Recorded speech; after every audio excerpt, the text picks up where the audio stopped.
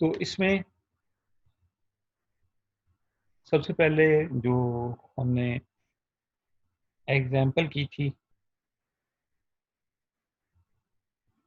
तो इसमें ये है कि वही ज़्यादातर मॉडल्स हमने यूज़ किए हैं। इसमें स्टैंडर्ड स्केलर वगैरह की ज़रूरत नहीं है, वैसे मैंने इसमें ऐड किए हुए हैं। जो मिनिमम है वो आप यूज़ कर सकते हैं। इसको करने के बाद इसको इंपोर्ट किया है गूगल ड्राइव से, वो ऑलरेडी माउंटेड है। उसके बाद इसके कंटेंट्स को रीड कर कि जो डाटा सेट हम यूज़ कर रहे हैं वो अडल्ट का डाटा सेट है और वो यूसीआई से डाउनलोड किया गया है। तो इसको हम डाटा सेट को अपनी ड्राइव पे रख सकते हैं। ड्राइव पे रखने के बाद अगर आपको उसका पाथ नहीं पता कि कैसे पाथ लेना है, तो आप यहाँ पे फोल्डर है, फाइल्स पे जाएंगे।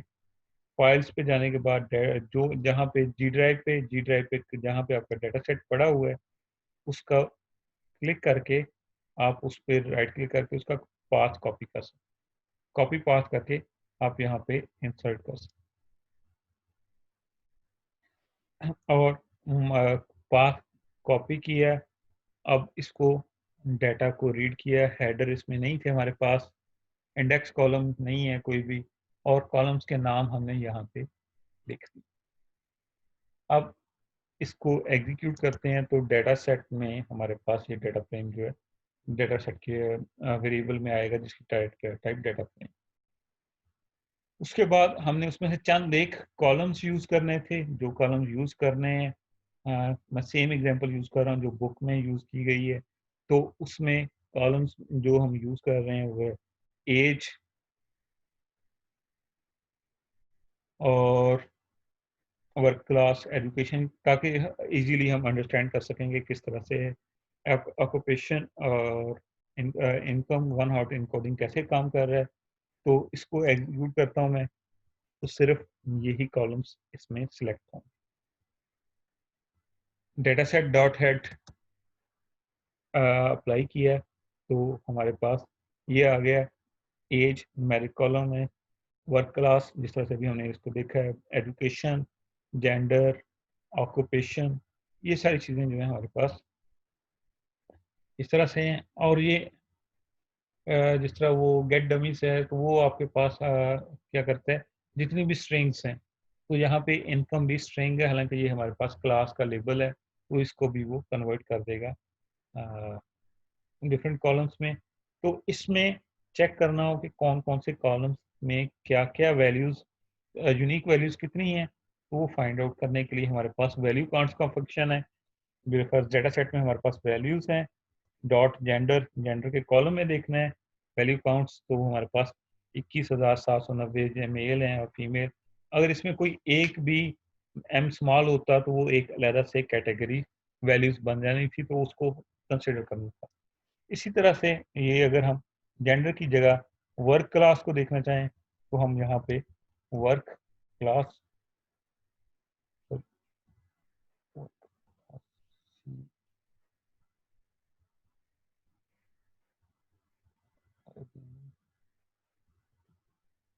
तो हम इसके लिहाज से इसको एग्जीक्यूट करेंगे, तो यहाँ पे पता चल जाएगा प्राइवेट के लिहाज से कितने रिकॉर्ड्स हैं, सेल्फ एम्प्लॉयड के कितने हैं, नेवर वर्क के कितने हैं, जिनका कोई भी रिकॉर्ड नहीं है, क्वेश्चन मार्क है, तो उसके लिहाज से कितने हैं। तो हम यहाँ पे लिख देख सकते हैं 1 2 3 4 5 6 7 8 9, 9 डिफरेंट कैटेगरीज हैं वर्क क्लास की। अगर इसी तरह से हर कॉलम की हम वन बाय वन चेक करेंगे, और चेक करने के बाद, क्योंकि जितने आप प्री प्रोसेसिंग पे टाइम ज़्यादा लगाएंगे, उतना ही आपके लिए इजी होगा उसके मॉडल को यूज़ करना या अंडरस्टैंड करना। एजुकेशन में डिफरेंट कैटेगरीज ज़्यादा हैं। इसी तरह से आप ऑक्यूपेशन चेक कर सकते हैं, इनकम चेक कर सकते हैं। मैं इनकम को भी एक मतलब एग्जीक्यूट करके दिखा देता हूँ। तो इनकम में दो वैल्यूज हैं, एक less than equal to 50K है, एक ग्रेटर देन 50K है। तो वो इसके लिहाज से हमारे पास ये रिजल्ट आएगा। तो अगर इसको लिखें तो इस पे हम अप्लाई करते हैं नेक्स्ट गेट डमीज का फंक्शन। लेकिन उससे पहले एक चीज़ कि आप किस तरह से कॉलम्स पे वर्क कर सकते हैं। सबसे पहले कौन सा डाटा फ्रेम है, उसके अंदर कौन से कॉलम पे करना है, डॉट कॉलम डॉट उस कॉलम पे कौन सा फंक्शन अप्लाई करना है, और उसको हमने प्रिंट किया तो हम तो उसको प्रिंट को यूज़ कर सकते हैं। अब यहाँ पे क्या किया है कि लिस्ट की है कॉलम्स को, उससे पहले कि कौन कौन से कॉलम से गेट डमीज का फंक्शन अप्लाई किया, गेट डमीज के बाद कितने कॉलम्स आए, वो सारे यहाँ पे शो किए। मैं इसको एग्जीक्यूट करता हूँ तो सबसे पहले ओरिजिनल फीचर जिस तरह से हमारे पास यहाँ पे कितने थे, age, work class, education, gender, और hours work week, occupation, income, तो यहाँ पे भी वही ओरिजिनल फीचर्स हैं। आफ्टर क्या हुए, गेट डमीज का फंक्शन अप्लाई करने के बाद आवर्स पर वीक आ गए। उसके बाद वर्क क्लास, जिसमें हमने देखा था कि क्वेश्चन मार्क भी था एक में रिकॉर्ड में, यानी कि कॉलम्स के नाम किस तरह से होते हैं, कॉलम नेम ओरिजिनल अंडरस्कोर और जो उसमें वैल्यू है उसके लिहाज से। इस तरह work class underscore federal government, work class underscore local government, तो ये सारे वैल्यूज हमारे पास आ जाते।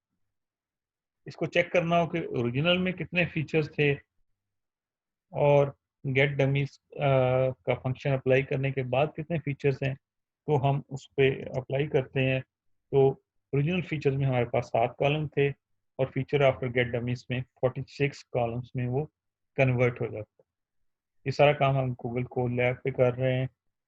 आप इसको लोकल पे भी अप्लाई कर सकते हैं, लोकल इंस्टॉल कर। हेड करते हैं तो हेड की रो क्या करती है, जी सानी। सर ये जब हमने इसको लिस्ट फीचर्स में किया तो वो आफ्टर में उसने कॉलम्स की सारी सीक्वेंस को क्यों चेंज कर दिया, और ये चीज अगर चेंज हो रहा है तो इफेक्ट करती है क्या? नहीं, कॉलम्स के सीक्वेंस को चेंज नहीं किया उसने। एक कॉलम था उसको मल्टीपल कॉलम्स बना दिए।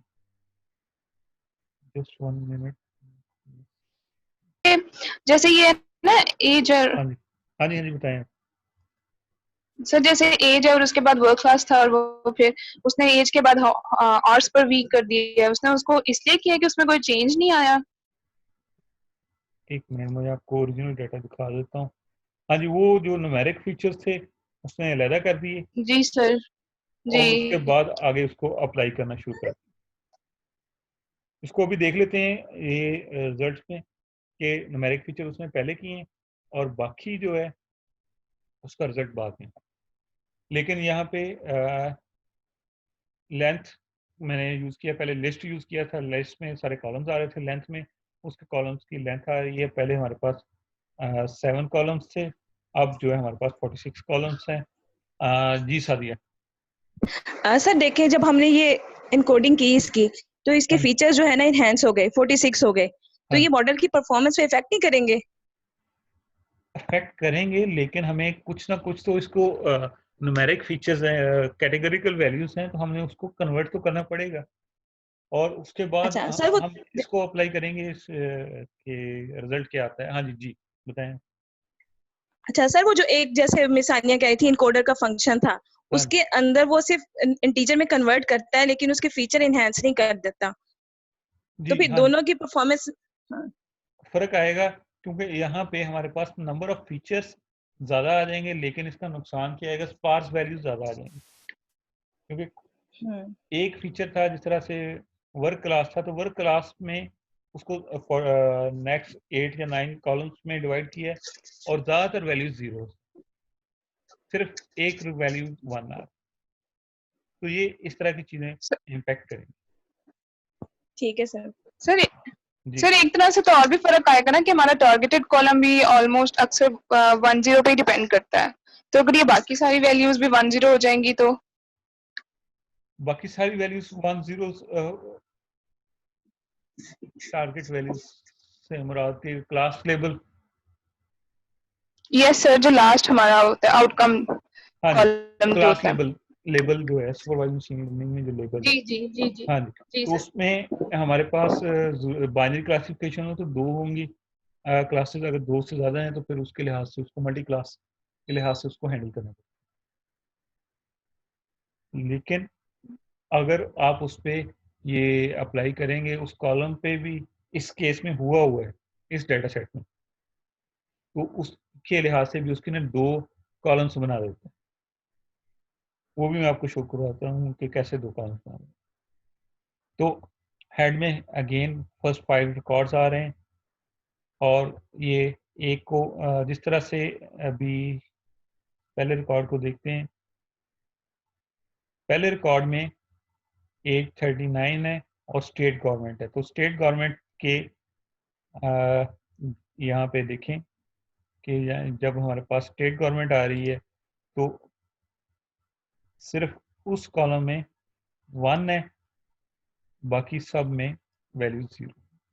इसी तरह से दूसरा था 50 वाला, वो एज जिसकी 50 थी वो सेल्फ एम्प्लॉयड था, तो वहाँ पे सिर्फ 1 है, बाकी सब पे 0। इसी तरह एजुकेशन है, एजुकेशन के लिहाज से जो जिसकी 11th ईयर है एजुकेशन है, वहाँ पे 1 है, बाकी जगह पे 0 इंसर्ट कर दिया। और एक मोस्ट कॉमनली यूज्ड है इसमें one hot encoding categorical values को न्यूमेरिकल वैल्यूज में कन्वर्ट करने का। इसमें लास्ट वैल्यूज कॉलम है कि इनकम जो इसमें लेबलिंग की गई थी वो थी कि इनकम जो है एम्प्लॉय की लेस देन इक्वल टू 50,000 के 50,000 है या ग्रेटर देन 50,000 है, तो उसके लिहाज से फिर ये इसको उसने क्लास लेबल्स को भी कन्वर्ट कर दिया। तो जब हम इसको कन्वर्ट करेंगे, इस पर कोई एल्गोरिदम अप्लाई करेंगे, मैं वही एल्गोरिदम यहाँ पे शो कर रहा हूँ जो बुक में शो किया गया है। इसकी आपको नोटबुक भी आपको मैं शेयर कर दूंगा, तो ताकि आप उसको यूज़ करके अगला आपका जो टास्क होगा उसको अप्लाई कर सकें। तो इसने सिलेक्ट किए हैं फीचर्स, इस पे अप्लाई करना है डॉट LOC, और कौन सी एज से लेके यहाँ पे सारी रोज सिलेक्ट की हैं, सारी रोज सिलेक्ट की हैं, कॉमा एज से लेके कहाँ तक ऑक्यूपेशन अंडरस्कोर ट्रांसपोर्ट मूविंग, जो लास्ट कॉलम है फीचर का। इसके अलावा तो वहाँ से मैं यहाँ पे आपको शो कर देता हूँ, यहाँ पे occupation underscore transport underscore moving है, तो वहाँ तक इसने उसको यूज़ किया।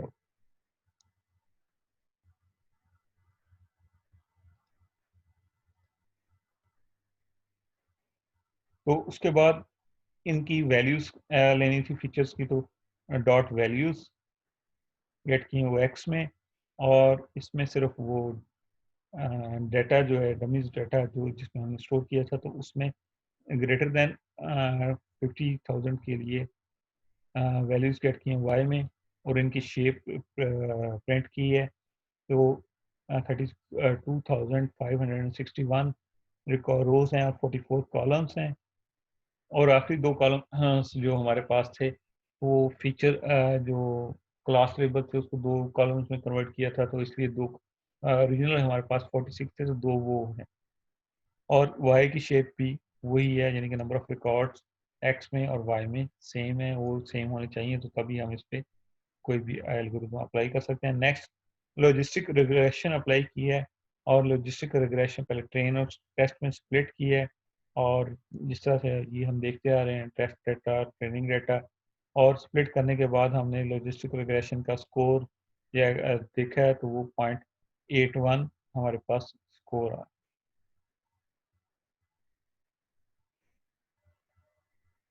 इसी तरह से हमने उसके बाद एक एग्जांपल देखी थी कि अगर इंटीजर डाटा है तो वहाँ पे ये गेट डमी फंक्शन अप्लाई नहीं होता। तो बुक में एक डिफरेंट डाटा फ्रेम बनाया था, उसमें इंटीजर फीचर्स थे, और उसके बाद उसकी कैटेगरिकल फीचर्स, दो कॉलम्स बनाए थे, एक इंटीजर फीचर और कैटेगरिकल फीचर्स, तो उसको कन्वर्ट किया था। तो ये उसको डिस्प्ले किया सबसे पहले, उसके बाद गेट डमीज का उसके फंक्शन अप्लाई किया। तो गेट डमीज के फंक्शन ने क्या किया है कि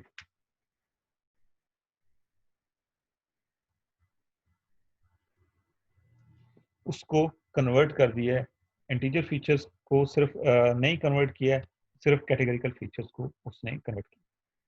अगर इंटीजर फीचर्स को भी कन्वर्ट करना हो तो उसको क्या किया है कि जो जो कॉलम्स हमने कन्वर्ट करने हैं, इंटीजर फीचर की टाइप जो है हमने सबसे पहले इंटीजर की बजाय कन्वर्ट कर दी है स्ट्रिंग में, और उसके बाद कौन कौन से कॉलम्स पे अप्लाई करना है तो हम कॉलम्स के नाम भी यहाँ पे दे सकते हैं। तो यहाँ पे कॉलम्स के नाम अप्लाई किए, तो अब क्या होगा कि इसने इंटीजर फीचर्स को भी कन्वर्ट कर दिया है कैटेगरी, यानी कि इंटीजर वैल्यूज जो कैटेगरी के तौर पे रिप्रेजेंट कर रही थी उसको भी कन्वर्ट कर दिया वन आउट एनकोडिंग के से। यहाँ तक कोई क्वेश्चन है तो आप पूछ सकते हैं, उसके बाद हम जो है नेक्स्ट टास्क पर। Zubair. No sir, thank you. Zubair. Sir इस तरह हम डाटा को अगर हम वन हॉट इनकोडिंग करेंगे तो उसका साइज बहुत ज़्यादा इंक्रीज हो जाएगा और कंप्यूटेशनल इसके अंदर कम्प्लेक्सिटी इंक्रीज नहीं हो जाएगी? बिल्कुल हो जाएगी। वही आपसे पहले मिस सानिया का और मिस सादिया का क्वेश्चन भी यही था, तो इसलिए वो बिल्कुल होगी, और उसमें लेकिन उसमें स्पार्स कॉलम्स डाटा जो है बहुत ज़्यादा आकर करे। जी, और